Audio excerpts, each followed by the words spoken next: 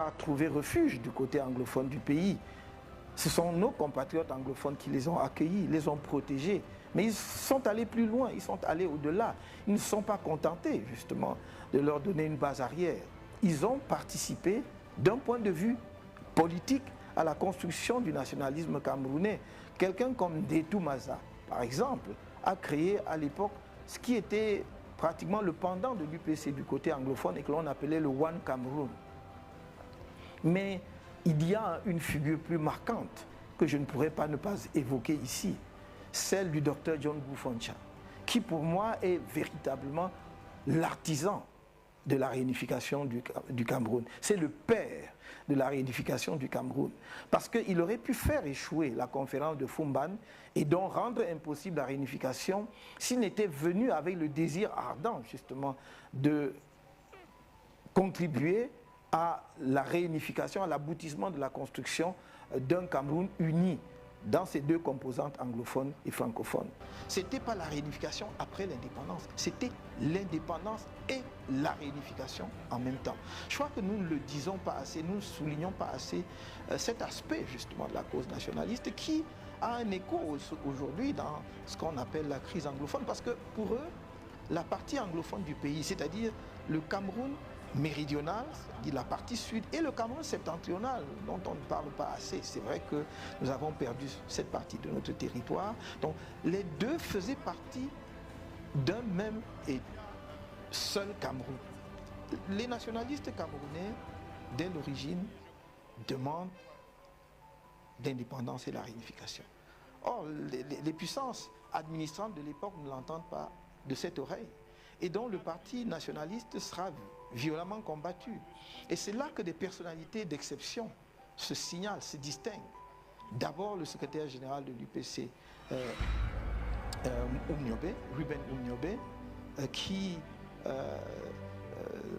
du haut de sa grande taille, de son élégance d'esprit, je ne parle pas physique, de sa hauteur d'esprit, qui était entre autres l'attachement au dépassement du tribalisme.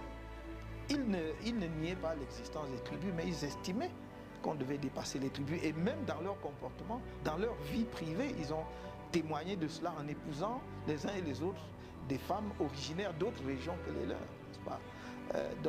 Que ce soit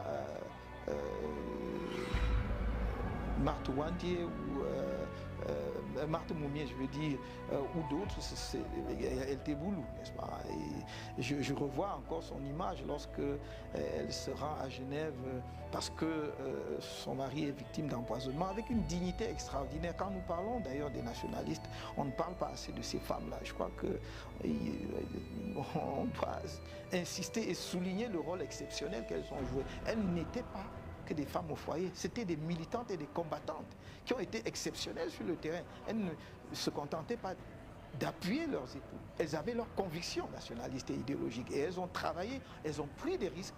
Et si nous sommes aujourd'hui ce que nous sommes, c'est aussi, je dirais même d'abord, grâce à elles. On ne souligne pas assez l'héroïsme d'un jeune, 36 ans, premier docteur en sciences économiques d'Afrique subsaharienne au sein des Afara, qui est mort assassiné dans le maquis de Djoum, dans le sud du Cameroun, parce qu'ils avaient monté une opération à partir du Congo.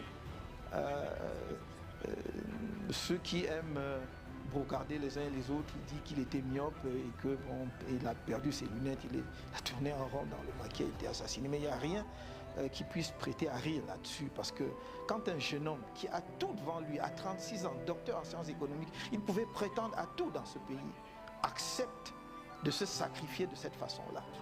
Ce sont des gens qui ont sacrifié leur vie pour notre peuple, pour notre pays, mais l'héroïsme n'est pas que dans ceux qui sont morts. L'héroïsme, c'est dans ceux qui continuent, effectivement, à travailler pour que notre pays avance, en prenant des risques de toutes sortes. Et je pense que le nationalisme camerounais va au-delà de ce que on peut dire des uns et des autres. C'est quelque chose de presque diffus. Chacun de nous, inconsciemment, sans que les parents même ne lui en parlent, presque né avec ça. C'est un peu comme si c'était génétique chez les Camerounais. Vous verrez, vous avez sans doute pu constater que dans nos écoles, on n'enseigne pas cela. Et pourtant, chacun de nous, quelque part, connaît le nationalisme camerounais et porte en lui une part de ce nationalisme. C'est une spécificité camerounaise, c'est une cause nationale dont personne ne peut revendiquer le monopole. Et je me réjouis que de nombreux Camerounais de toutes les régions du pays portent